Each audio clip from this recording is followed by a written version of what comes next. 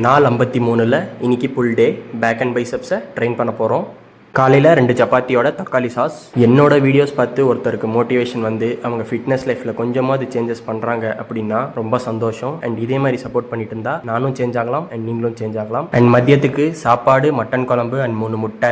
நேற்று வீடியோ பார்த்துருப்பீங்கன்னு நினைக்கிறேன். மனவேதனை 1 கிலோ கம்மியாயிடுச்சு. ஒன்றும் பிரச்சனை இல்லை, பார்த்துக்கலாம். அண்ட் ஈவினிங் இவனுக்கு ட்ரீட்ஸை கொடுத்துட்டு ஒர்க் அவுட் பண்ண வந்துட்டேன். First white grip pull-ups. பரவாயில்ல, இந்த வாட்டி 7 ரெப் ஒரே செட்டில் அடிக்க முடிஞ்சது. இதோட 3 செட்டை போட்டு 1 ஆம் ரோ 16 கிலோவோட 4 செட்டு. அடுத்து டம்பிள் அண்டர் ஹேண்ட் ரோ, இது 26 கிலோவோட 3 செட்டு. அண்ட் அதே வெயிட்ஸை வச்சு ஷ்ரக்ஸோட 3 செட்டு போட்டேன்.